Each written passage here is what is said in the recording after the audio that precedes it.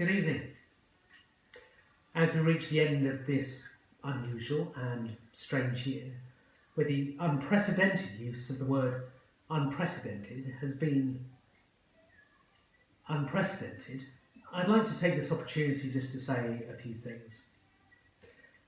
Despite everything that has happened in the last 12 months, the day-to-day life of Christchurch has continued in a reduced format, and there are so many people, wardens, office staff, fabric team and others, whose continued input leaves us in most excellent shape for the years to come. Of all the various initiatives we've been involved with, and I guess I could mention so many, being part of the Long Table project deserves a special mention. Providing Christmas meals to a good number of our community marks our intention to play an ongoing part in their lives and taking the good news of Jesus Christ out in a very practical way.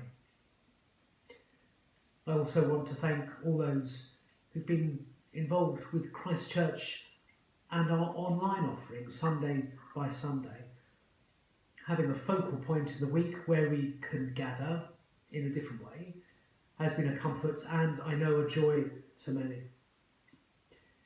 It has also been a great joy to be back in our church building, especially over this Christmas period, to welcome so many of you and friends from across the area to carol services, to sharing Holy Communion, to celebrating on Christmas Day.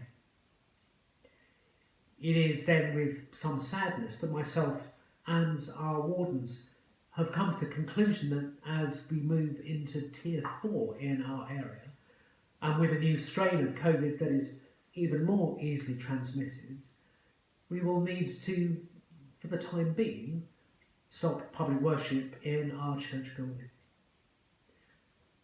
We have come under no pressure from government or diocese to make a decision either way, but we have weighed up the alternatives and decided that despite all the practical steps we have put in place, we cannot be as confident as we have been that we are COVID secure in the face of a rapidly changing situation. I do completely understand that this will be a disappointment to some and a relief to others. And I'm concerned not just that we protect those who gather for worship here, but others who we then go on to interact with outside of our community of faith, however fleeting that interaction might be.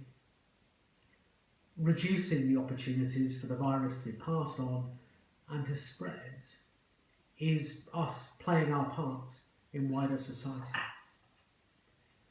The irony that this is happening at the same time as the vaccine is being rolled out, indeed, some have already had the first of their vaccinations already from our congregation, well, it's not lost on me.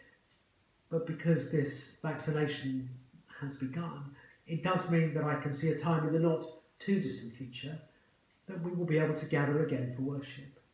And then, maybe a little later on, to hug, to share fellowship, perhaps even to have coffee face to face rather than virtually. The separated family of Christchurch will once again be a gathered family together, worshipping God, celebrating his goodness, and being and building his church. Please be assured that you are all in my prayers, and I wish you a happy new year. May God bless each and every one of us.